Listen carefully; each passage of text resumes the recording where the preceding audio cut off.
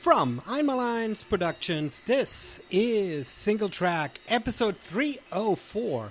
I'm your host, Matthias Eichler. This show is brought to you by Electric Cable Car, your daily source of mountain news and updates on the culture and business of trail running. Here's what's happening at Electric Cable Car.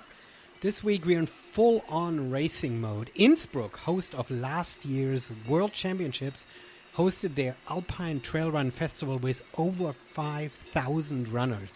The incredibly hot Transvolcania is happening this weekend, as well as two sold-out UTMB events, Snowdonia in Wales and Valhalla in Argentina. This week we also shared an announcement of a brand new 100-miler in the San Juans, the San Juan Softy, that's joining other super high-profile events in the Colorado Rockies, Hard Rock, Leadville, and High Lonesome. And finally, I, of course, cannot forget to mention Cocodona. That's been captivating armchair fans like me all week, following Cocodona and watching the spotty tracker information and live streams with so little on-the-ground real information sometimes feels a little bit like playing a video game, maddening at times, obscure information of what's actually going on, but totally addicting and crazy fun. Friend of the show, Ben Mead, has been battling cutoff since the first miles, and then his tracker just stopped after 160 miles. I assumed he DNF'd, but then he called me and told me what's going on. I'll keep that story, hopefully, for a future episode of Singletrack. Anyway, he's still running as we are recording these. He's still out there as many other brave racers. Kudos to them and their crazy spirit quest in the Arizona desert. Visit electriccablecar.com to stay up to date with everything that's happening in the world of trail, ultra, and mountain running. All right, this week's show, Adam Lee is back. Mr. Community Trail Running from beautiful Vancouver, BC. He stopped for a sec, hammering the grouse grind in North Vancouver to come talk to me. We chat about the Trail Running Film Festival and all of his crazy plans to take it all over Western Canada, and importance of community in all this trail running that we're doing. Oh, and we wonder about the Olympics and if trail running would ever become an official sport. All of this in the upcoming chat with Adam. Let's get to it. So basically, Capital City Marathon has like a long history of being a road marathon and a Boston qualifier and stuff. And it's a really hard Boston qualifier because there's like 1,600 feet of vert, which for a road marathon is a lot, right? Yeah. And we sort of run from downtown out towards the north and it gets really hilly. Yeah. Right? And so I think it's a tough one, but it's big annual tradition. And the main reason why I'm doing it is because I'm traveling this summer, big expenditure and big like logistical challenge. And I wanted a spring race, but I didn't want to travel. And I didn't want to run just some random 50K somewhere that I've already run before or don't really care about, right? And so I was like, well, and I'm always too slow. That's the other problem. So I figured if I put a lot of training into trying to run on the road and get faster, maybe that helps me then when I transition to trails. It's never a bad thing to like switch up to change your brain a little bit and just do something different. So yeah. And to be quite honest, I mean, realistically, I'm not a big traditional trail runner where I drive my truck to the trailhead 5 days a week. I don't like the commuting. The reality is many of my runs are anyway on the road, just straight out from the house, right? Yep. Yeah, I go to the track because I don't want to deal with traffic, but same thing. Like that's where I go for my midweek runs, and then the weekend runs is when I go to the trails. Because I don't want to deal with after work, like unless I'm training and have an actual race coming up, like I'm not going to go to the North Shore and deal with fucking rush hour traffic for the same run that I'm going to go for Saturday morning and drive 14 minutes to get to that trailhead. It's going to take me 35, which I know is still not that bad, but it's all relative. Yeah, no, absolutely. And For me, Olympia is a small enough city that I literally hardly ever have to worry. I mean, every now and then I'm like, okay, if I go this direction, there are probably too many dog walkers on the trails in the city park. And if I go this direction, right? But in general, I don't have to worry about the classic Vancouver city traffic of like block traffic light, block traffic light, block traffic light, right? Totally. Yeah, exactly. I'm like, I don't want to deal with that. I just want to go for a run, especially midweek when it's 45 minutes or an hour. Like, I'm definitely not driving more than I'm running. That's Yeah. stupid. No, exactly. So Yeah. anyway. That's what I'm doing. What are you doing? What are I mean, your plans got shot a little bit because you had planned to run that ephemeral, highly hyped Chilliwack race. What's your racing No other, plan look like? yeah, like nothing else has jumped off the page 100 miler wise. I think too now it gives me a proper time to plan, do it next year. I'm turning 40 this year, so it'll be like my 40th year kind of thing. So that'll be fun too. And then this year I just have the gross grind thing, which is the first time I'm doing like anything that's ever been a clock instead of a distance. So I'm excited for that. So give me the rundown and give the listeners a rundown. We're recording, by the way, in case you were Oh, wondering. Yeah, we're like full on into this thing. Uh, um, Grass Grind is super cool, and I think we talked about it last time I had you on the show because I find it so fascinating. Right? It's this. You explain it. yeah, it's in North Vancouver. It's part of Grouse Mountain, so that's why it's called the Grouse Grind. And Grouse Mountain is like a full-on chalet at the top where they do skiing and everything in the winter, and then summer they have disc golf and whatever else they can get people out there. But it's a full-on resort style Destination. skis. Yeah, destination. There we go. Thank you. Tourist trap in North Vancouver, but they have an 800 meter, so that's 2,400 ish feet, I guess. Set of stairs mostly. There's a little bit of trail there too, but it's just a bunch of stairs and a bunch of people that climb this thing. It's 800 meters up, and then there's a trail you can take back down on the other side called the BCMC, which you're also allowed to climb if you want as well. But the grind itself is 800 meters. It's a busy trail. If you go at the and like I said, it's a tourist trap. So if you go in the wrong times, like I call it a butt parade. Like it's not necessarily the most fun to be at, but the work that you get from it, I love. You pack in that 800 meters over 2.2 kilometers. So that's like what, 1 mile, and you get the 2,400 feet. Yeah. Maybe 1.5 or so. a little more than a mile. Yeah, but. So I love the bang for your buck on that one, and it's one of those things too. I love it early in the year when it opens because I can get over there before it starts to get busy. And like, oh, this is great, and then you'll go out a couple times, and by the third or fourth time, you end up dealing with crowds, and you're like, okay, I've done it enough for the season at this point. But I've always kind of wanted to hammer it out as many times as I could in a day. Once I heard about that challenge, and just because I'm sure you do the same thing with climbs, but once you start tallying up numbers, you just think of Everest, right? Like, well, what's it? How many times do you have to do the grind to hit Everest? So that would be like what, 12 times or so? Yeah, I think so. Because it's what, 24. 8860 something? Yeah, 8848, I think is the 8848. or Okay. something there. Meters. Yeah. So it's 800 meters each one. So you're talking, I guess 12. Yeah, you'd have to do the 12th one to get past that. So, So you're Everesting. So what's cool about this place is too that at least from the outside, right? There are a lot of these Manitou incline in Colorado.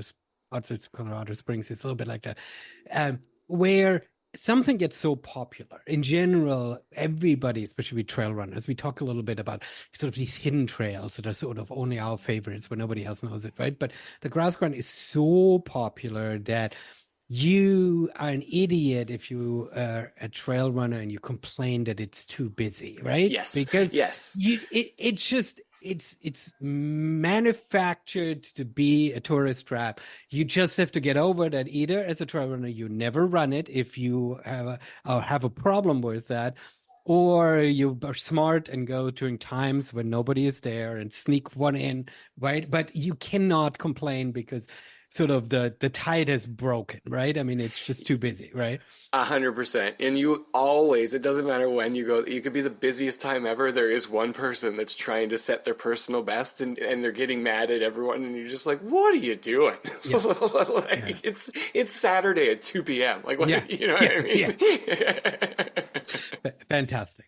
Yeah. That's good. And and then the other thing, what I really love is because the whatever tourist destination management group has completely embraced this, right? And you can get like a chip and you can track your annual ascents and stuff, right?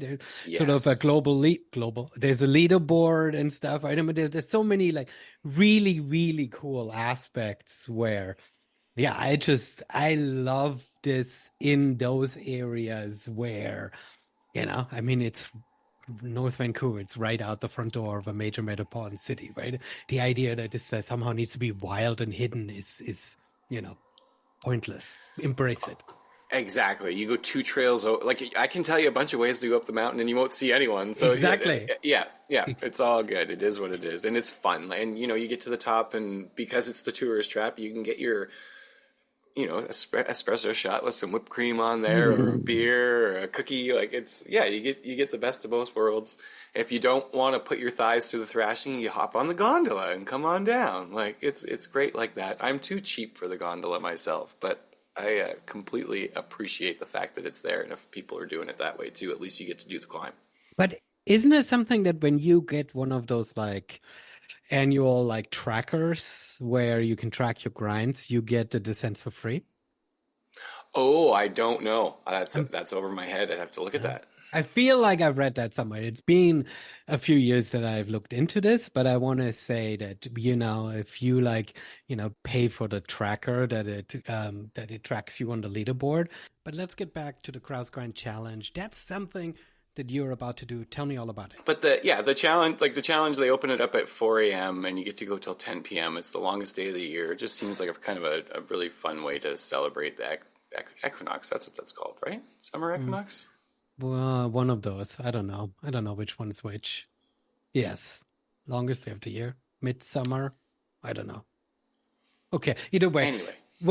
I mean, I always love having you on the show because I love talking about Vancouver. I was just up a few weeks ago at your film festival show at the Rio in Vancouver, and I loved every minute of it. And when we need to talk about the show, but first I need to talk about Vancouver. A friend of mine had been in Vancouver a few weeks prior, came back and said, Vancouver is such an incredible city. And I'm like, okay, that's not overhyped. It's just a city on the West Coast. And I come into Vancouver. Once I got the car situation figured out, right? Parking in downtown. Once this was out of the way. And I was like, man, Vancouver is such an incredible city, right? We're talking grouse grind. I mean, at night, you can see like the lights up on the mountaintops across the water. I mean, it's ridiculously beautiful. And you get to live there. I'm jealous. I don't have to pay your rent either. Yeah, that's fair, right? I have nothing to say. I don't. This is the only city in my life with Sheena, my partner, where we've ever felt like we're at home. So I promise you that I look at the mountains every day, and I've not gotten to the point where I'm like, oh yeah, there's the mountains. Like I literally, while I'm delivering the mail, some days I look at them and I go, woo, out loud, because it's incredible. Yeah. Oh, fantastic. Vancouver is a beautiful city, and everybody should go and visit. You hosted a film festival in Vancouver, and I think we need to talk a little bit about it. We very briefly talked about it the next day because we had to talk a lot about other stuff, like where the best gelato places are. Exactly. We were busy. Now, reflecting from the dust is settled, and so how was it for you? I mean, you worked yourself nuts leading up to it. We had a great time. It was a lot of work, as you know, they always are, but gathering the community and then reaping the reward of seeing the community come together and watch the evening play out as it was supposed to was a ton of fun. The event, we grew over last year. We included, my wife is also a burlesque performer. We had a burlesque troupe start the show with an ode to trail running, or welcoming a road runner to a trail running group through burlesque. It was weird and wonderful and fun, and I think we was kind of surprised the audience with it, but they all seemed to enjoy it. And, we did the interactive giveaways. We had you there, and I'm so glad that you got to see it because you got to be on the other side too and then just enjoy the show. And I think, as you said, you enjoyed every minute of it. And I think that was the case for a lot of people there. And at the end of the day, that was our goal. So I think we've achieved our goal. We certainly have ideas going forward about what we want to continue doing, but Vancouver is a special place to be a trail runner, and it's a special place to bring the community together, and we were just so grateful that we got to do that. So amazing. Yeah, your show, I went to 4 different screenings this year, which I did not really plan or anticipate. It just worked out that way. And yours was the one where I really just chose to sit in the audience and not sort of take photos and try to like be on the outside and capture and stuff. And it was awesome to sit and actually watch the films that, I've been sort of like thinking about and carrying and selecting and, putting in order and everything, and really just watch the film festival and take it in. So for me, it was very much a participatory or a spectator role, which was really a special. How do you feel like you are up in the community? You're connected to people. Do you get a lot of feedback? Are people just like, thanks very much, we'll see you next year? That's pretty much it. We put out a call, an email, call to action as well. Let us know, and I think we got one response from someone who loved it. So that was fantastic to get. And when we get a chance to talk to people in person, they all say they loved it. But I don't think it's hard to get someone who would actually tell you to your face, like, "Oh no, we didn't like this because of this, this, and this." You know what I mean? If nothing else, they're going to be polite. So Yeah. we haven't got a ton of feedback. The feedback that we've gotten's been really good.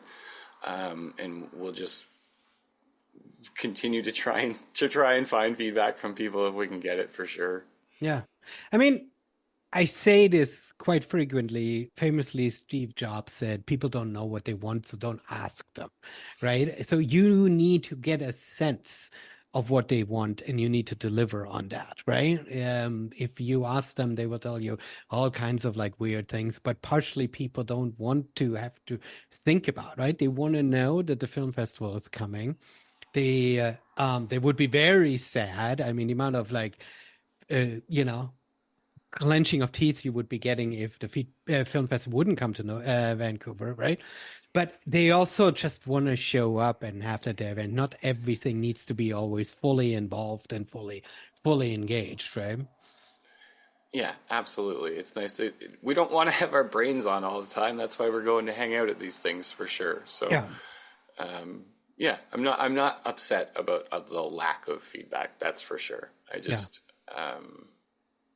you're always wanting to make things better and give people what they want. But as you said, you have to have a pretty good feel for what they want to begin with. And I think we're doing that.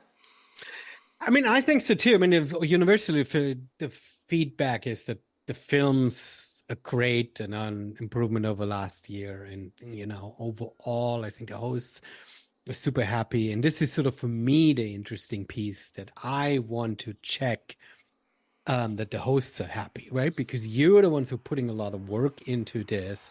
And the fact that you're not getting a lot of feedback, right? The fact that people sort of expect it, and I'm not saying that in a negative way, right? The fact that that you're sort of putting this on. I mean, I don't know if I would go to U2 concert and would get a feedback form sent afterwards. I don't know if I would fill it out, right? We're pretty much U2. So I mean, absolutely. That's exactly the reason why I brought this up. I see myself on that level, right? But 100%. But aside from sort of talking about this weird sausage making, which I don't know if that's interesting to my podcast audience, I think there's an interesting aspect where we're growing this film festival, and you're playing an important part in growing the film festival and the general awareness and all these shows that you're hosting in Western Canada and beyond and stuff. And so we're growing into these roles, but we are also growing the film festival into something that is part of the trail running community, right? And there is something really unique and special because we're not competing by putting on another race. Mm-hmm. And we're not putting on a trade show where it's sort of a B2B play, right? I mean, I remember when you and I first met and we talked, and I my business brain was on, and you were sort of not really tracking with this. I don't really care if Hoka releases a new shoe. I don't really know what blah blah blah pro trail runner is currently up to, right? Yep. And I think that's sort of what the film festival is sort of growing into, right? We're telling great stories, we're bringing the community together. And but beyond that, it's just that, right? There is no like sneaky little business play in the corner, right? Yeah, no, absolutely. You don't like obviously we're trail runners and that's why the films speak to us, but you don't need to be a trail runner to like those films. Like it's you know what I mean? It's not 10 minutes of someone just running where you're like, "Oh my God, like I can't watch this person run anymore." The stories are what get you and they're so well told and beautifully shot that you don't have to like trail running to appreciate that. And the fact that we do and the fact that it all kind of gets to bring us together and celebrate our sport. And I've said this before, but we kind of like the films that you pick poke at trail running a little bit too, and make sure no one we get to celebrate our sport because we get to poke at it, and we know that it's not perfect. And I think that's what sort of is the essence of it too. It's not about this sport's perfect and these are these people doing it perfectly. It's like no.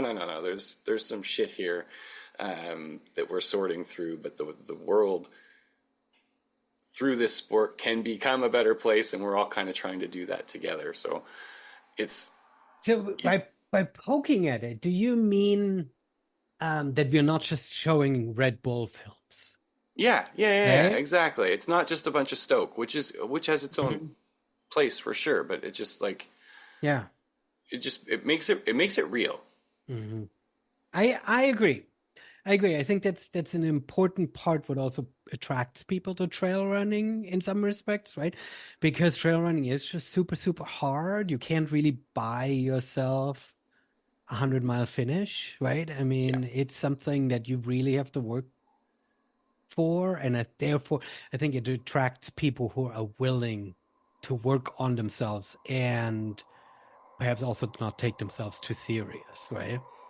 Yeah, absolutely. And like of course people that are privileged enough to be able to chase those sort of things, right? I Like mean, I that's guess that's an important part to consider too. yeah, absolutely. And then that I think too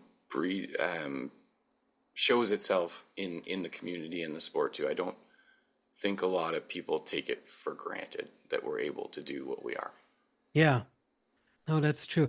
So one thing that you've told me a while ago, but I hadn't really sort of considered, and I think you sort of flex your muscle perhaps a little bit, is a fun way of expressing. But you have an experience in broadcasting, in professional media. And so, how do you feel like that plays into? I mean, you're super slick with the microphone on stage, right? And I mean, you know what you're doing, and you know also how not to drag it out for too long. That's why your podcast is only 15 minutes and mine an hour and a half, because I have got no filter. I will not edit anything. We will take the whole thing. um, but like, number one, you have this experience, and number two, journalism, broadcasting, and media is in this really funky place right now, right? Where essentially internet and social media has destroyed every possible revenue source that has ever been there for media. And I think media is really struggling with this. And I think there are a lot of people trying different things. Like I talked to somebody just last week who basically said the number one word that everybody is using in media right now is community. Like everybody, I know, you're raising your hands and you're like, yeah, baby, this is like, I mean, you're like the ultimate trailblazer here, right? I mean, I think people are sort of over content, especially when content can get auto generated, right? I mean, content's anyway a really gross word to describe storytelling or important reporting, right? It's not just about getting the hits onto a page, right? Yeah. How do you feel like your experience plays into what you're doing right now, and where do you see this industry? Big I question. think it's a hell of a question. It's huge, and if you or I had a legitimate, strong answer to this, where we knew where to take it, we'd be making a lot more than we are. Yeah. But having said that, nobody knows what they're doing, and they're all getting put out on their can after so long because nobody can make the industry work right now. I think you said content is a crude. You didn't say crude, but content's a crude term for all of it together. But it's also important to realize from the outside looking in, that's exactly what it is. It's a bunch of crap in a can. So how do you make yours not crap in the can, right? And I think especially with AI now too, and I know community, it's not recency bias, but what's the bias where, if you buy a blue car and then all of a sudden you see all the blue cars, even though they were already there. You know what I mean? Mm-hmm. I can't remember the name of the bias, but that's, as soon as I see community popping up now, obviously it sticks out to me. But I have noticed it a lot recently. Yeah. And I think because I'm going to do some tangenting in here. I like it. I've gotten some emails recently from some large chains. And you can tell immediately that it's been written in ChatGPT or whatever. You know what I mean? Because it's I hope this finds you well or whatever. And you're like, okay, you didn't write this. And that's okay. There's a place for that, and I get that. But every time I see something like that, I'm more and more confident about anything human created is going to stand out. And if you're doing it well, it's going to shine even brighter as we move into this sloppy gray mass of auto-generated boring. You know what I mean? Of course that you can get the computer to write up anything. You can put the results from a race in, and you can have an article written up about what happened. You know what I mean? You don't need a person. You don't. Mm-hmm. Mm-hmm. But are you going to get a following that way? Are you going to have people want to come and interact with you? No, because you're just auto-generated crap. They can find that anywhere. If something pays for some advertising and pops up on their feed above yours, they're gonna look there first. They have no reason to come back to you. And I think going forward, again, how do you do this on a large scale? If you're, up in Canada, we have Bell or whatever, but whatever TV station, pick a TV station. How do you generate revenue through your advertising and make people feel as though that they're part of your community? You're the screen in their room. So how do you make that real? I don't know. Mm-hmm. But from our perspective, where we do have a chance to, we're involved with our social media, and we're involved with what we're putting on the website each and every time. You type the words, you don't go in and prompt the words. We have a chance to connect with the people who are consuming our content. And that, I think, is what's going to kind of carry growth going forward is you don't have to interact with everyone one-on-one, because that's impossible. But if you're interacting with people in general and they know that you're real and they like what you're doing, I think that's what will shine through. I want to talk to someone who's real. I want to feel as though there's an actual connection, especially now when things are so questionable. You can't trust your eyes. You can't trust your ears, anything. If I have the chance to read and consume something where I'm not worried, where my back isn't up, where I'm not trying to think about, is this real or not? That's pleasant. Mm-hmm. Mm-hmm. Yeah, I just read a headline that said that the homepage is becoming a thing again, right? After for years, website properties have sort of faded away, it just became articles posted on social media channels, right? Or people didn't even have their own homepage anymore, because they just became influencers on social media, right? And floated from one channel or service to another, right? Where sort of the importance of sort of owning your content and creating something that has that seal of approval, which is, this is real because it's on here, right? It doesn't just random floats and bits of words in random places, but this you come to this place because you trust it, right? And in physical form, the film festival is that, right? In physical form, people are buying a ticket to come and sit in a theater for an experience that's real, for something that they can trust. They connect with the community, they get inspired, challenged, poked at, right? And I think that is super valuable to people. Absolutely. That's the connection that we all want. That's so, right. You hang out with your pack, and this sport that we all love. We're all there just celebrating it. No one's even working on their own stuff. You're just there to celebrate trail running. So that we don't get to do often in life at all. Just pick anything you like, and then pick a time when you go hang out with 300 people to celebrate it. Yeah. And it is sort of breaking the boundaries because it is not just presented by one brand or within one running group, right? I mean, there is something where you bring the entire community together, and somebody who might be really into 200 milers can still be part of that community, even if a few other people only run shorter local races or whatever it may be, right? I mean, and we get that on like races like yours and many other race directors. Like if I run a 5-kilometer race and that's my first time ever going out there, there's a chance I could be on the same course as someone running a 100-miler or whatever. And they're not going to just like ignore me. Yeah. The sport's encouraging in that way. And yeah,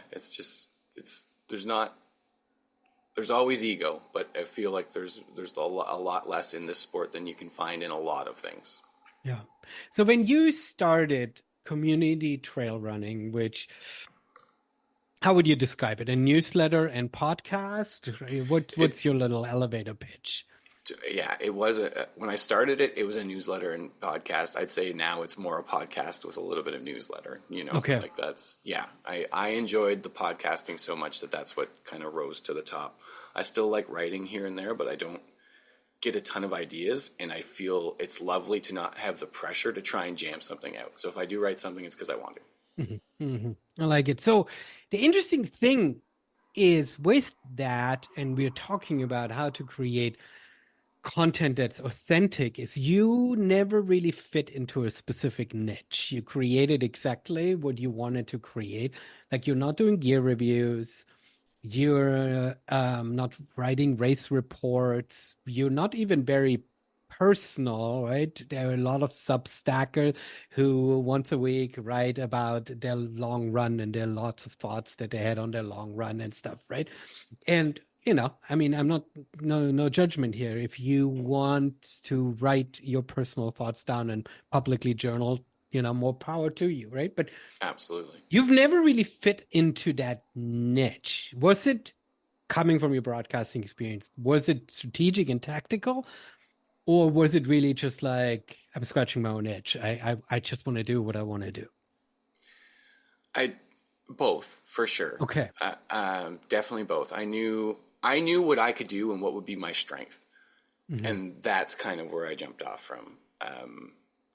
I also, because of my background and that sort of thing, I just wanted to go for something short and punchy because I thought that would be the best way to grow an audience. I'm not an expert. There's no part of trail running where I can say I'm an expert. That's not what I want to be either. I love my place in the sport. Like I'm just out there doing my best and trying to, throwing shit at the wall and seeing what sticks kind of thing sometimes too. I've had some coaching and that sort of thing, which I love to share what I've learned with others, but that's not what you're coming to me for. And that's why I knew I would get people. That's how I was going to build trust, was to show people and have people on that people could listen and learn from, not me. And I knew that from sort of the get-go. And then same with, I wrote my Squamish 50 story because I wanted to write that when I was done. I really liked that race and I just wanted to write it all out. But I also knew as I was doing it that was not going to be, I wasn't going to run a race every 4 months and then write this 2,000 word thing on or whatever, because it wasn't that's not what this is going to be. And there are people that do that better than I can too. That's not what my passion was either. Like when I started the writing, I got everyone to send me their favorite race stories, and then I melded that together and did this like sort of fictional narrative with everyone's true stories. That's kind of more my jam. But me, you don't need to know, you don't need to hear about me or know more about me unless you want to, or unless I get to come on shows like yours and actually get to run my mouth like this a little bit. But the idea with community trail running is to be about the community and not me, and that was definitely part of the strategy. And in all the while making sure to be authentic and people can trust where it's coming from. So how do you weave stories together then? Is it for you completely random? Like if I say, hey, you should listen to Community Trail Running podcast, like what are the things that you're trying to pull out of people? Do you have something that you find you weaving together that is something that you feel like, aside from the length of the show, where you're like, okay, that's my shtick, that's what I'm asking people? I do have like a little bit of a formula now, but mostly it's like, you've been on the show a couple times, so we've got to get into some things specifically. But if I'm getting someone on for the first time, mostly it's just going to be like, who's this person? And then what's the thing that we're talking about? Often it's their race, to have a race director on, or if it's a nutrition person, to have them chat a little bit about how they got into nutrition and some general advice. But I guess the shtick, if you will, or what I always wanted to get across and what I've told my guests when they come on is, the idea is to be conversational and casual, and ideally we build some interest with listeners so that they're eager to go and learn more. And that's the idea. Just let's have 15 entertaining minutes, and when we're done, people will go like, oh shoot, I want to know some more about that.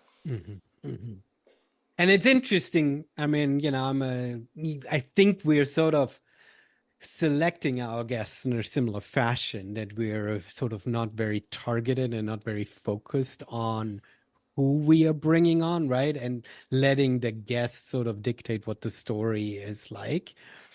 But I don't know, it creates an interesting challenge, because sometimes it feels like, for my show, you're jumping back and forth a little bit, right? You're not really, are you setting it up? How do you set it up? And so, like, that's why I send questions ahead of time too, and it's usually like 5 or 6 that are just very like, who are you? What are you doing? What are we chatting about today? What's made you proud in the past? What's been a challenge in the past?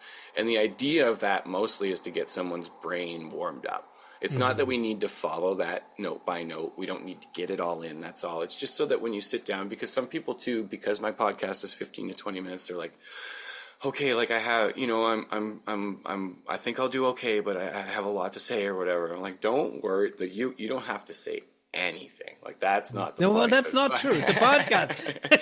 Oh yeah, no, you can talk a lot, but you don't have to say anything. That's what I'm saying. Ooh, I like it. Yes, okay, I like it.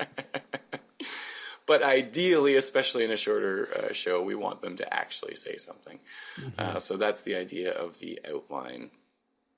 And giving someone like a jumping off point. That's kind of we have to have a direction if the show's going to be short, and it's not a back and forth, right? It's me highlighting someone or something.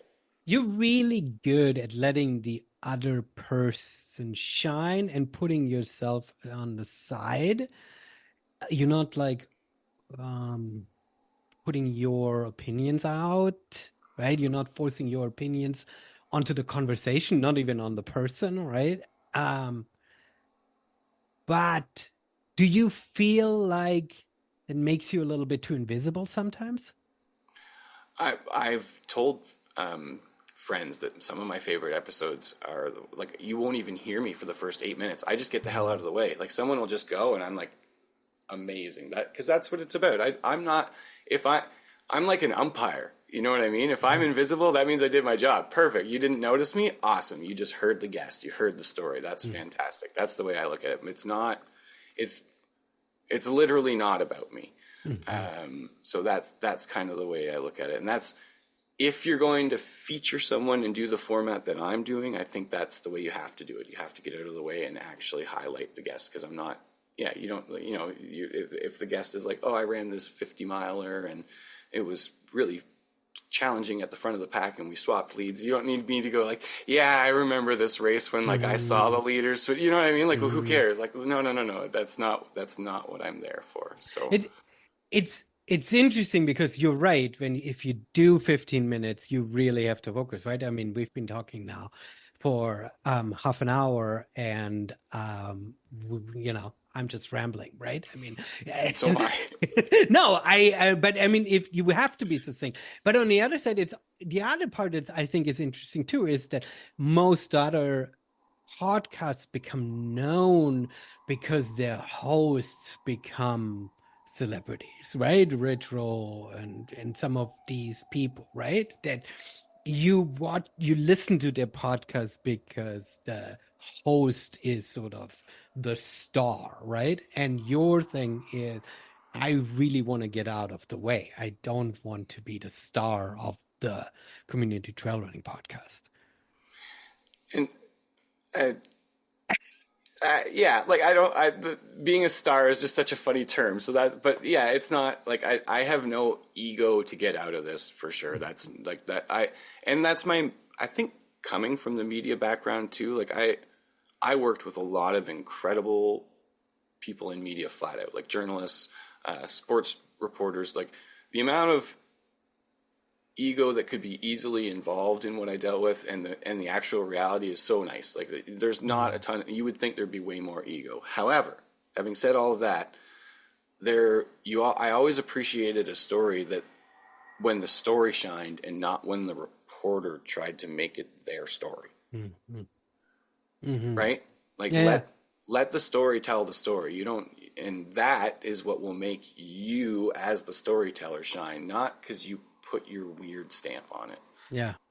I like sort of talking about this quite in depth because you're not just somebody who is chasing the moment. You come from years of experience in real broadcasting and reporting. And so it is something different than somebody who's like, I started a podcast over the last 3 years who basically said, well, I've listened to podcasts for 5 years and I found who are my favorite podcasters.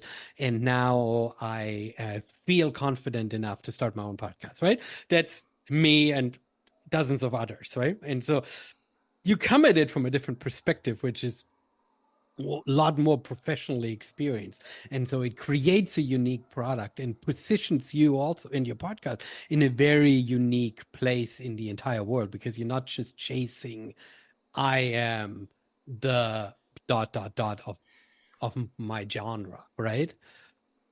Yeah, absolutely. It's freeing. Like I just do what I want. That's my favorite part about having my own business. Like, and business is a little bit of a loose term, but that's what I'm doing these days, partially. But yeah, I love that I can do what I want. I love that I can take a swing at something, even if I know like this probably isn't going to hit. And this is more like my social media stuff or like some of my graphic creations and stuff. But sometimes I do stuff and I'm like, this is not for anyone else. This is for me. Nice.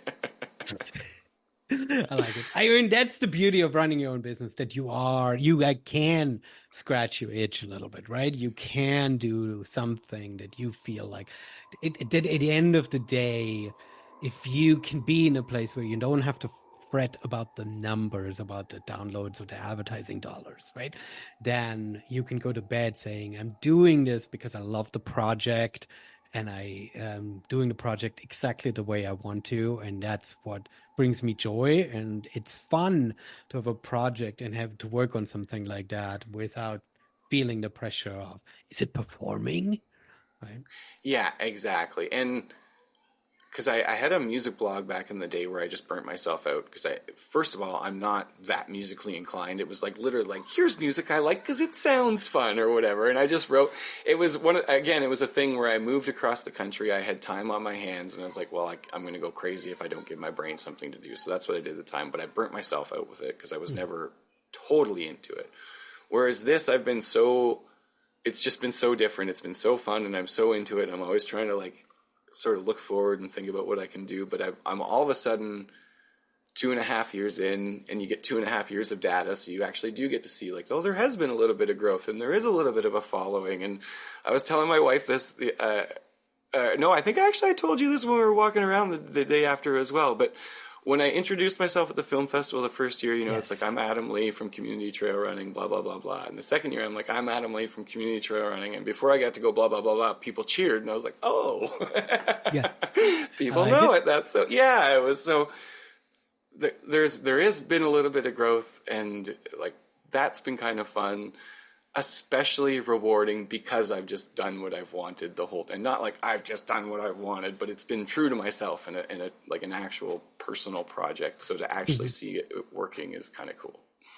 I love this, and and I'm spending so much time talking about this because you're creating something really unique, and you're doing it with joy. It brings you joy, and you are doing something not just for it. It's an interesting balance of bringing the film festival to Vancouver, so you're doing something locally, but everything else, your podcast, your newsletter and stuff, is something for global, right? So you're sort of playing sort of both sides of it, and it's such a unique piece. Like, we could have spent the last hour talking about what we think UTMB is doing next, talking about the results at Canyons last weekend and how great Courtney is, or what the latest super shoe it looks like, right? And these are the topics that podcasters in general talk about, right? And there's sort of a weird like feedback loop is, yeah, some people are very much interested in Courtney's amazing run at Mount Fuji, and some people desperately need to find their next super shoe, so they are going to listen to every possible review about whatever shoe is out there. I'm not even saying that people are doing it to avoid. People are definitely interested in listening to this stuff, right? Absolutely. But you're doing none of this. And no, I mean, you are, right? I mean, I have never talked with you about shoes. We've never Nope. talked about gear. The only reason why we talk about races is because we're interested what races we're running for the year, right? I mean, there is sort of an aspect where you're floating in a space that is very I don't want to say opposite, but sort of contrary to what the general trail running media would think would be successful content.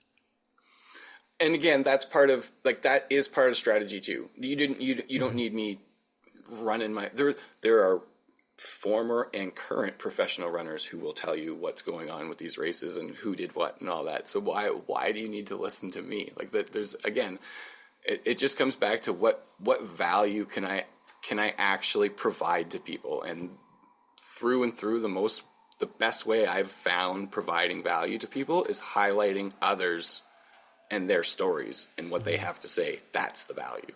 Mm-hmm. Mm-hmm. That's and amazing. I love that you're telling me that I'm like contrary to everything. Like, I'm just smiling ear to ear because I love hearing, like, yeah, it seems totally on brand for me to be doing something. I've never thought of it the way you've said it out loud, and I'm so joyous to hear it. Well, I mean, I connect with that because from a strategic point of view, I constantly struggle too with this, like, how do you sort of carve out your niche for yourself in what you are doing and how you're talking. And when you are listening to a lot of other stuff, you feel like you find yourself emulating what they are doing. And then you ask yourself, A, does it make me happy? B, is it differentiating enough? Is it really necessary, to your point, to have one more voice talking about some race results, right? I mean, how do you sort of find what is the defining thing? And often it's scratching your own itch, often it's personal happiness, and sometimes it's very, very smart strategy. Sometimes it's just dumb luck, and that, better lucky than good. Oh man, I like that.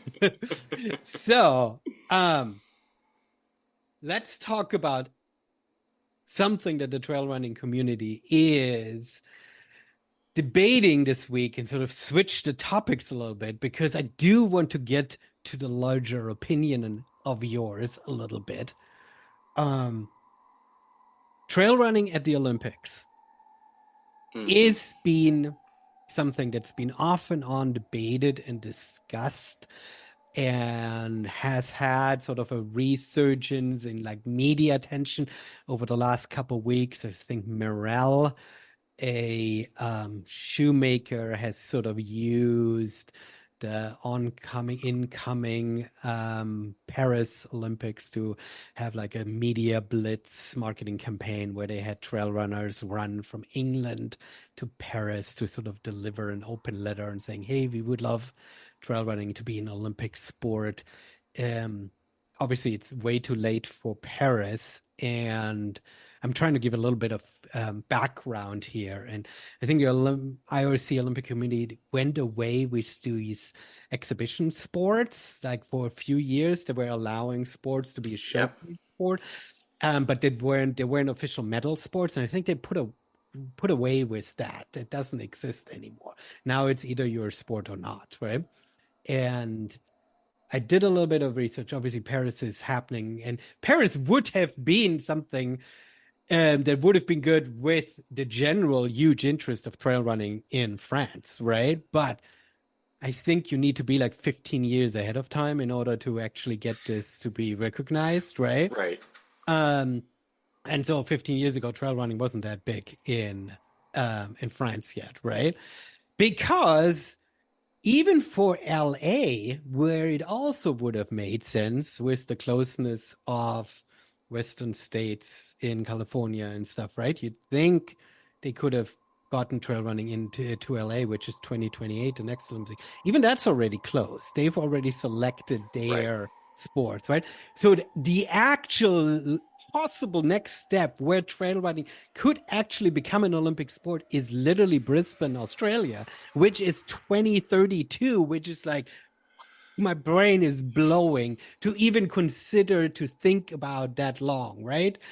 So I think we should talk about a few things. Number one is your opinion on what you think if trail running would be an Olympic sport tomorrow, based on what we know trail running to be now. Do we think it's a good thing or not? Do we like the idea, and what are the things? And then we can talk about it if what we even could conceptualize trail running is going to look like if it would become a sport in 2032, right?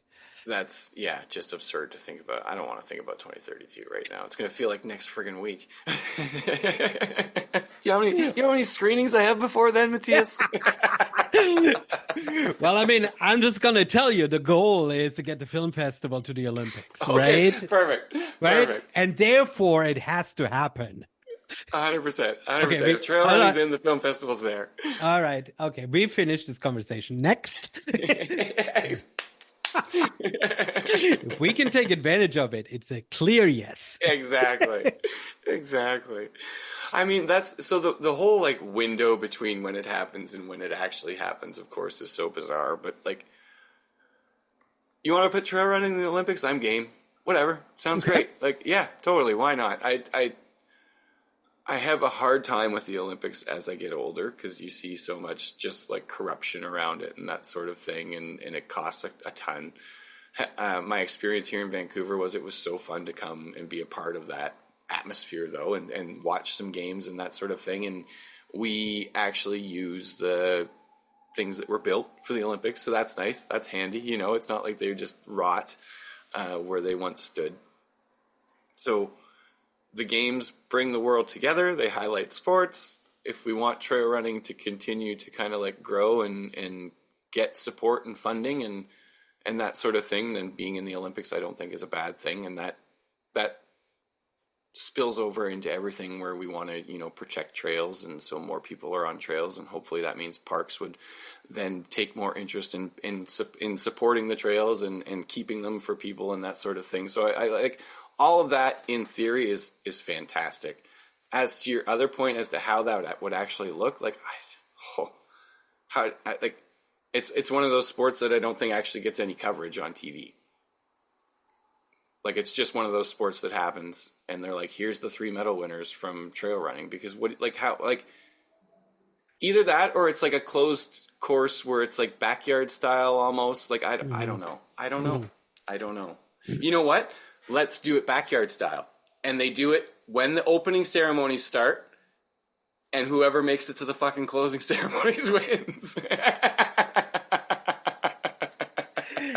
I mean, at least from the coverage point of view, right? I mean, you could have at every like morning show, right? We're live back from, and here's the summary. Oh, and by the way, those 50 people are still running. I like it. I like it. I mean, let me quickly summarize what you said. Number one is you've you obviously grew up with the Olympics. You experienced it in Vancouver. I was up in Vancouver too. Yes, there is some controversy. There's a lot of corruption going on a large scale, but not just from your personal experience in the city, but also from a larger experience. You feel it's a net positive. The IOC in general, the Olympic Games in general, right? I think so. I mean, 51-49, at least, I mean, there is a piece where it's a net positive, right? And because of that, we can say, sure, why not? If you find a format, throw it on. Well, let me ask you, so a couple of things. So the backyard style is a fun one, but also a ridiculous one. I don't think, because in some respects that would almost highlight endurance running more so than trail running. Yeah, that's okay. So keep going, because you're getting to what this looks like. Well, yeah, I'm getting a little bit to what this could look like, because I think, I mean, increasingly, especially the Summer Olympics, they are perfectly fine with having sailing 500 miles away. And right, I mean, so we don't have to be like, well, Brisbane does, I don't know, Brisbane, but Paris doesn't have any mountains up front, right? Outside, right? I mean, they would literally have the Olympics in Paris and then the trail running event in Chamonix, right? I mean, it would be possible to do that. There is precedent for sort of you don't have to be right in the city to be part of the event. It's not fantastic, but it's always been that way over the decades, that certain events have been not right in town. Right. Well, I mean, even Vancouver. Whistler is not Vancouver. Well, Whistler people would say that was really the Olympics in Whistler. Yeah, they can show me all the Whistler pins from the IOC. Ooh, ouch. I know, right? I mean, Whistler was fighting for so many years trying to get the Olympics, and eventually he's like, fine, we'll give it to Vancouver so we can get it also a little bit. So yes, events don't have to be in town. So I mean, I think that there are a couple other scenarios where especially if you think of Europe, Golden Trail Series, VKs, shorter distances, right?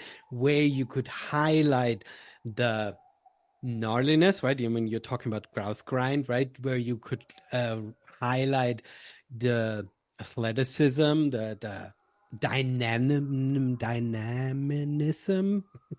dynamic of the sport, right? Because I think it would look better on TV if you would capture trail runners running up and down mountains at high speeds than if you would see sort of that backyard shuffle for days at a time, right? I don't 100%. think it would be photogenic, right? Absolutely. The sport is not the most photogenic to begin with, so you do need people like cranking up or cranking down the mountains. You're right. The backyard shuffle is not sexy television. That's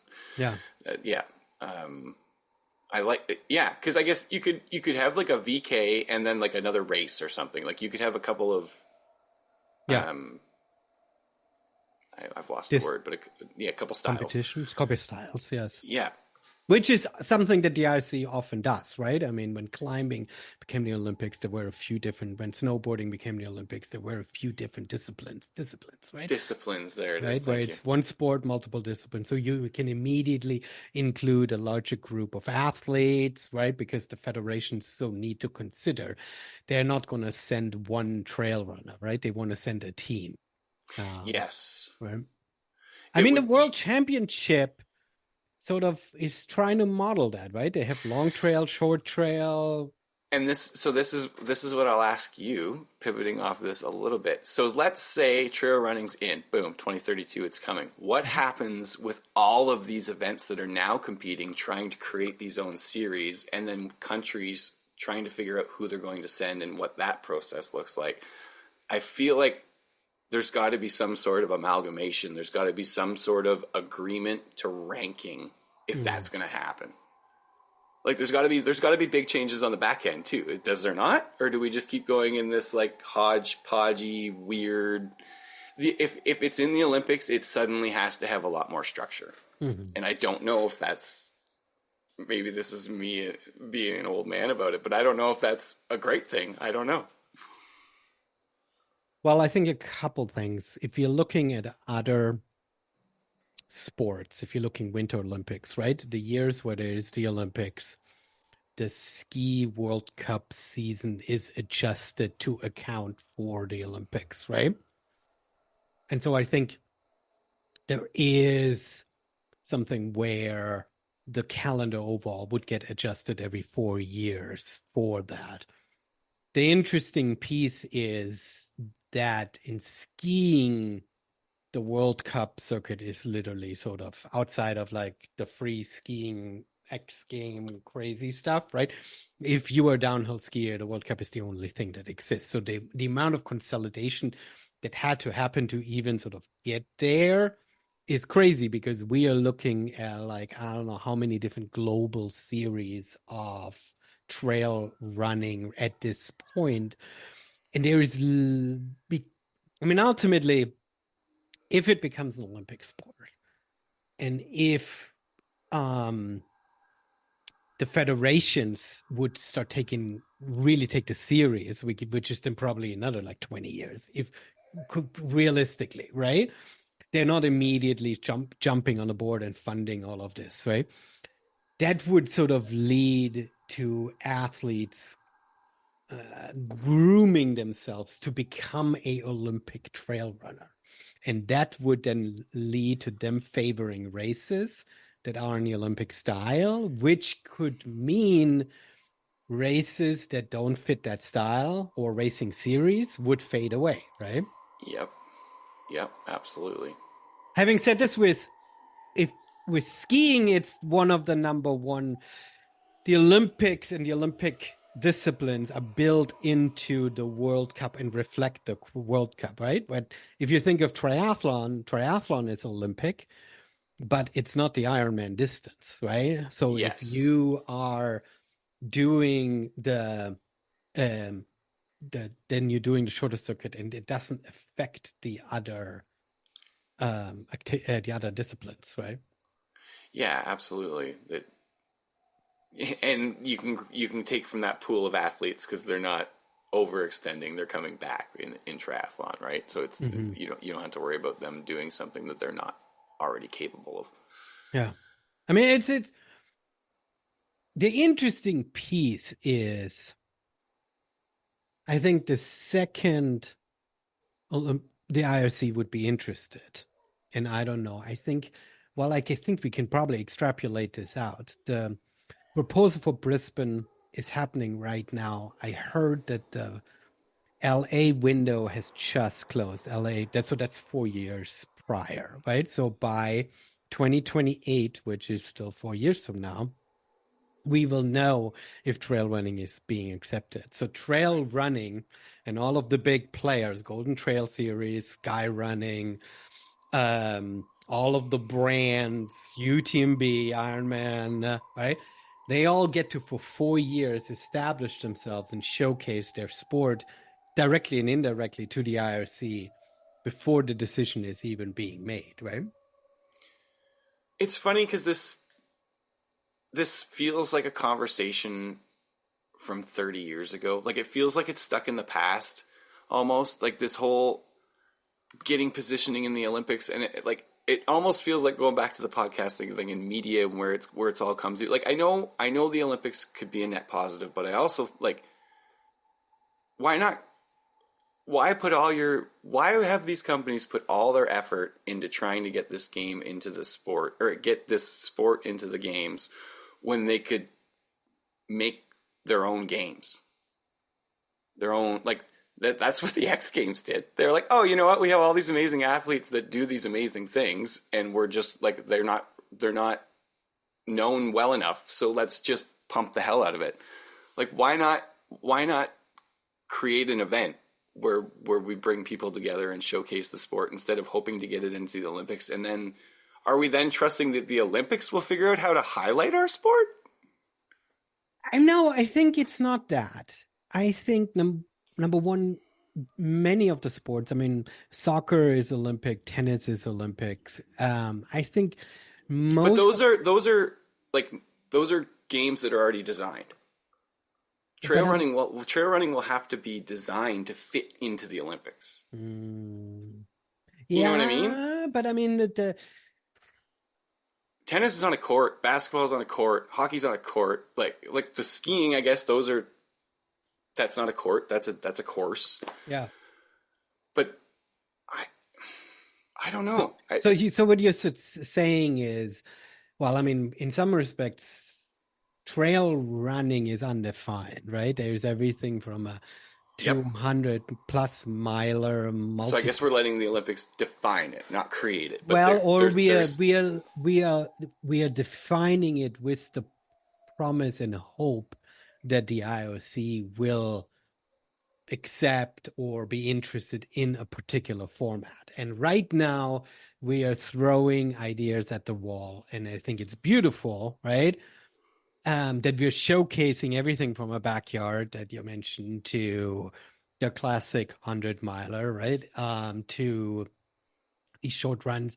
I mean, the Sky Running World Series is very excited about that Sky Snow, right? That particular, they have a VK, I think it's called VK, and then they have like a world championship in Sky Snow, and it's literally mostly, depending on weather, run in the snow. And those are like, the VKs run at night, right? So you have headlamps, and I mean, you need to look at some pictures from the last World Championships. I've got some links on Electric Cable Car, and I can send you some, so if you don't want to scroll through my 400 posts. But you know, like they were held in Italy this year, and the village is on top. So there's like this village lit up at night. I mean, think about it, trying to do the grouse grind at night.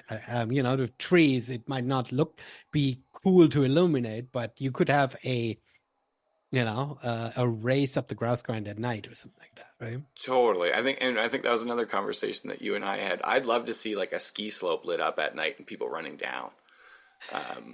So actually there is a race in Kitzbühel in Austria. The most famous downhill slope is the Streif. It's the Hahnenkamm outside of, I'm telling you all like crazy words that don't make any sense to you. Anyway, the Streif is the fastest, the most notorious ski downhill. It's part of the World Cup circuit. Out of Kitzbühel in Austria. Kitzbühel is just one of those resort towns. It's like super ritzy. And they have a race there every year, part of the World Cup circuit. And once a year, they're doing a race where you run the Streif, that ski slope uphill. You get poles in the snow, you get spikes and headlamps, and there's a race uphill, and it's insane. It's amazing. Yeah. It sounds incredible. But I mean, you know, I'm saying we have this opportunity. One of your favorite races that you've done that you always bring up is that crazy Red Bull 400, right? I mean, running up that ski jump hill, right? And that's 4 or 5 minutes of heat. That's perfect. Exactly. So that's what I'm saying, right? I mean, I feel like the possibility of going towards the IOC, going towards the Olympic Games, is partially a business decision, which is allowing elites to potentially get funding, getting also another funding that potentially could come through the federations and not just relying purely on sponsorship dollars, right? There is something positive. Most of the athletes that are part of the Canadian Olympic team, they get paid by Canada and not by sponsorship dollars individually, right? There is something positive for the athletes in there. But in the meantime, we get to play with formats. What format do we want to actually throw at the IOC thinking that that's the best one, right? Yeah, exactly. Which is like, again, throwing it at the wall and see what sticks. I don't know. It's like it's exciting, but I don't know what. Yeah, what like here's trail running. What do you want the world to see? What trail running is? And Yeah. what does that mean? I Because mean, if you think of climbing, it's all indoor, it's all on plastic rock, what climbing does for in the Olympics. But I don't think has really like taken anything away from real mountain climbing, right? right. So I don't think that has to be a negative thing. No, certainly not. I'm so curious as to what it would look like. That's for sure. Yeah. Well, and I mean, yeah, there is a reality that there is a potential of a fallout and a thinning out. The more races, the more high profile races come on, right? I mean, the more elites are not competing against each other. They don't really love that. They like a consolidation. Um, but I think that's just something that has to naturally shake out, right? Yeah, if the sport wants to like professionalize and grow like that, then the Olympics is definitely wouldn't be an issue in figuring out the formatting. Because one of the biggest things the Olympics would be, which is the defining break between pretty much every other race that we have, is that it wouldn't be open to everyone. Yeah, It is a dedicated elite thing. That is outside of us not knowing what the difference in distance or what the special distance is, right? That would be literally the defining factor. You would only see quote unquote elites, right? right. So how do we have it so many people can still sign up? There's a lottery for like the last 50 spots, and it's Yeah. just randos. Just randos. And then some random dude ends up on the podium. Well, it's funny though, because we're saying it's all for elites. I wouldn't be surprised if, or I mean, it's well documented that certain countries are sending folks that are definitively not elite, right? I mean, the Jamaican bobsled team, right? I mean, you don't have to be elite. I mean, to win, yeah, but to actually go to, but it's not an open thing, right? I mean, I guess that's Yeah, however many countries are invited or whatever, and yeah, however they figure out the qualifying, that would yeah, it would add some national runs obviously too, where they're the Canadian qualifiers and the American qualifiers and where they would do that and that sort of thing. So that's all kind of fun to think about and how that would all be formatted too. Who do you but invite? put yourself into yourself. Let's say you would be in your prime. You would have the same amount of love for trail running you have right now, but you would be 20. And the Olympics qualifiers would happen. Would you be interested in that? If I was 20? Yeah, Yeah, I for mean, sure. right? Absolutely. Yeah, totally. Totally. Right? If you, anyone who's any kind of athlete at all, or thought they were, or wanted to be, or whatever, they definitely everyone's thought about being in the Olympics on Right? some level. Yeah. Totally. My daughter played this earlier this year, flag football, which is American football, but without, body contact. You just have a flag hanging out of your pants, and that's what gets pulled off. And if they catch the flag, you have to drop the ball. The play stops, right? And it's a sport that's fairly new. And I think the Seahawks here outside Seattle NFL team, they are giving grants to schools to start that flag football program for girls, right? That's So she cool. played it and she absolutely loved it. And it twisted me up for a minute because I think flag football is going to be I think it got just approved for LA. I don't think it's in Oh, Paris. I know. And my daughter's 15, right? So 4 years from now, she's 19. She would be in the prime age. And so all of a sudden I was like, wait, you have a chance of potentially. How serious do you? Time to hit the gym. It's like, we are going now. Training starts yesterday. Like, I hate flag football. I'm done. Yeah, exactly. I mean, I wasn't really super stoked on flag football as a sport. I was like, I'm German. You're supposed to be playing soccer, right? But Use your feet. Yeah, exactly. Football. Oh man. All right. So the Olympics, net positive. I think so. I'm not one of those people that needs the sport to grow and turn into something to make it real. I think it's already real, but I don't see anything wrong with being included in the games. Yeah. It would be interesting.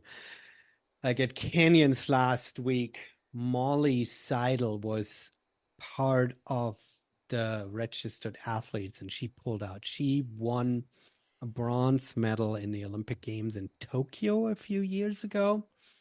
And she's a US runner and she was registered. And I think she pulled out due to some injury. I don't quite know.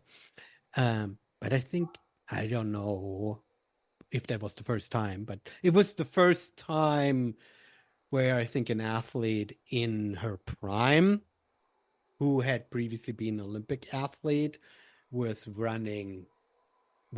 almost running a big Canyons 50K race that would have qualified her for potentially qualified her for UTMB, right? Right. Because there are a few soccer players, a few ex-Sounders. Sounders FC is this year very shitty, but in general pretty good. Seattle soccer team. There are a few ex-Sounder players who run trail races here around. Every now and then you see them, and they come top 10. They know what they're doing. The Sedines up here, Daniel and Henrik, will enter. They played for the Canucks for years and years and years. I've ran races with them, and I love. I mean, they were running races here like a year or two removed from the NHL, and they're finishing like top 20, which is impressive, but also like you guys are getting your asses whooped by. Like you guys were like borderline Hall of Fame NHLers, and you're getting your asses kicked on the trails by some locals. I love it. So much Hall of Famers that these names even say mean something to me, and I'm like a million miles removed from hockey. So yes, well that's super fun. Yeah, like Andreas Schürrle, he won the soccer World Cup in Brazil with the German national team. And he got the assist on the final goal, the only goal. I think it's very important that these details. But anyway, he is a soccer world champion and he's obviously retired now, right? But he always will have that to his name. And he just ran Chianti by UTMB, but also I think only the 40K or something like that, right? So but these folks are then definitively retired in some respects, right? They're doing 100%. It for fun. They're doing it whatever to stay active, right? But we have not seen somebody who really like switch over, who has a gold medal to their name and wants to compete on that level. It would be interesting to see what that would do to the current elites, right? It's like, are they going to get all blown out of the water by these super athletes, or? Yeah, absolutely. I love anything to see people push at the top and have like. I'll never be an elite, but I can completely understand wanting to compete against the best. If you're the best, you want to compete against the best, and it would be fun to push each other up and see what they're all capable of, because there's some feats that are accomplished already where you just shake your head. Yeah. Well, and I mentioned this previously as sort of a borderline topic we could discuss, and we're going long already, so I won't keep you too long into this. But what's fun for me is really the fact that our sport is still a participatory sport, right? So for me, what I love is not just sitting back and placing bets on who comes in first, second, or third, right? I'm not sitting on the couch in following the sport, right?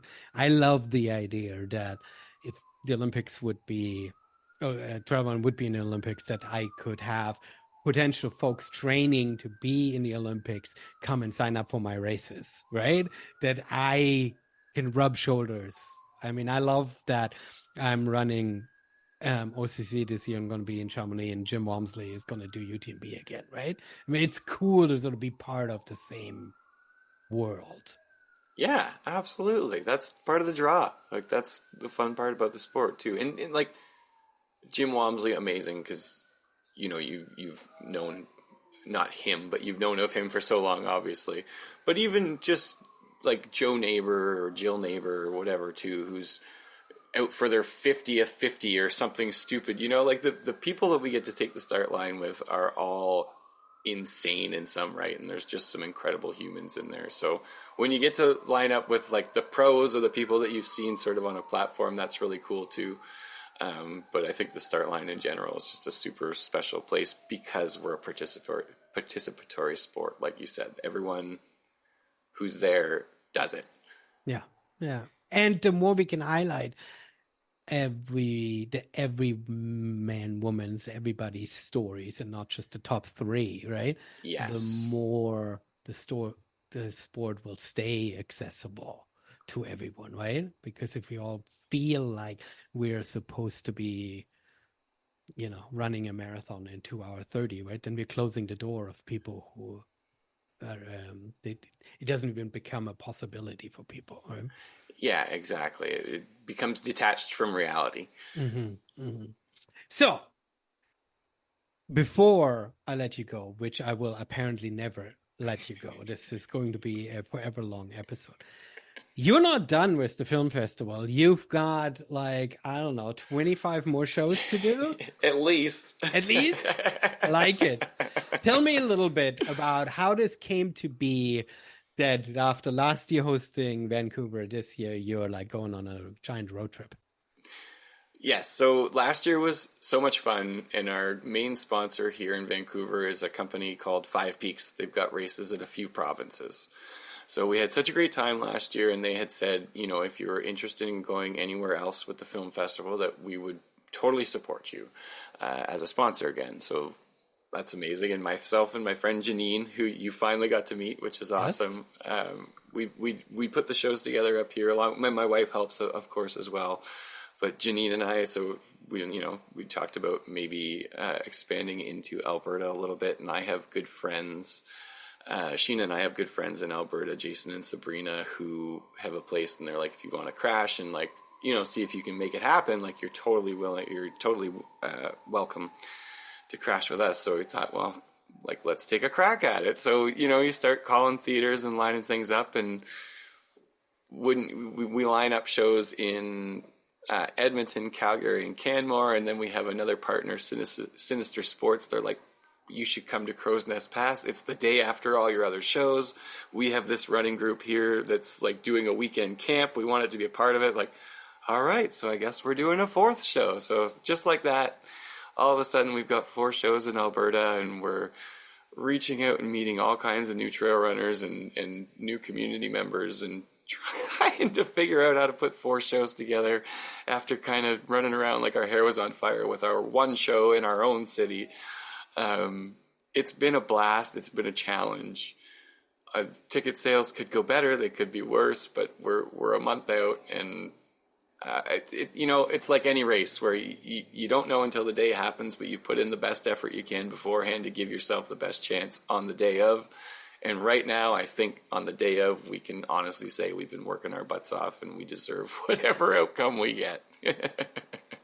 I like it. I mean, it is amazing that you're doing this.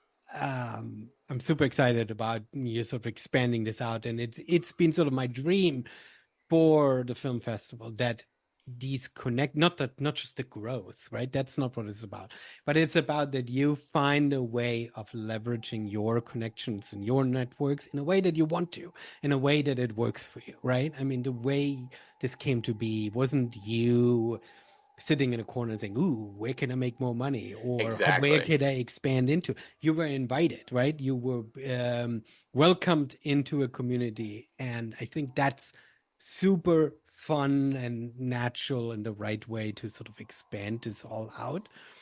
And now you just have to get over that challenge, which I've experienced too. How do you sort of promote something, even though you have the internet, you somehow feel like you're still being challenged by the fact that you are not local, that you're not having the boots on the ground, right? It's an immense challenge. Like It, it's yeah. yeah, it's You weird don't because you'd think, well, can I just use Instagram and newsletter, right? You'd think the internet broke that barrier, but apparently not, huh? No, absolutely. The internet is great because you can touch base with real live humans that live in those areas. But yeah, you need those personal connections. I'm again, like I'm so grateful to Janine. She does a lot of the social media on our side, and she's like right into it with our Five Peaks connections too, and their group of ambassadors and push like. But it's taken that like she's connecting with all of these people individually who we've been given access to through Mhm. our sponsorship. You know what I mean? Like if we didn't have that and trying to and tried to go into there and start these shows, I can't even imagine what our sales would look like. Because it's every host has to fight for every ticket sale they get. I would never pretend anything less. But this tour is a little bit of a harder fight than the one in Vancouver for sure. Mhm. So Mhm. it's I hear you. Well, I mean, you learn, you figure out what works, right? And your partners will also figure out. And I mean, if they want it again next year, well, perhaps they have to pony up more of the cost for their sponsorship or something like that, right? In order to make it more worthwhile for you, because you can only do so much, right? Because if they specifically want this, then they need to support you in that, right? But yeah, um, absolutely. And I think too, like we were saying even earlier with anything, just this year is about building trust too. mhm. As long as we can come in and kind of show people that we're not there to bully ourselves in, to helicopter in, but we're actually there to work with the community and provide a hangout and a fun time, a celebration of trail running. I think next year the gates will open easier. Mhm. And I think that's what business is in general, right? You're always kind of building trust and giving people a reason to come back and spend their money, because at the end of the day, that's what you're asking is for people to give out their hard-earned cash, and you need to provide them with something where when they're done with it, they're like, I feel like I spent my money on something good. Like I'm happy with what happened. Yeah. And you are taking the film festival to a place where the film festival has never been to, right? I mean, we in a previous world, the iteration of the film festival had been in Vancouver, right? So I think that there is a little bit of historical knowledge of what the film festival is, right? But if you're going into a community where nobody has heard of, then it's probably a lot harder to kind of conceptualize what does that mean? Who is community trail running, right? Who, What is the Trail Running Film Festival? what's the Exactly, trail running film all of festival? it. Yeah. The flip side of that is like Edmonton. Shout out Edmonton. They like I'm getting messages from people and they're like, "We are so happy you are bringing this to Edmonton." Like it's like it's touched people's hearts. And I reached out to a group there, and Jacob at Five Peaks, just to get into this a little bit more, but he had said the community in Edmonton is legendary. Like he actually used that term. So I had wrote that.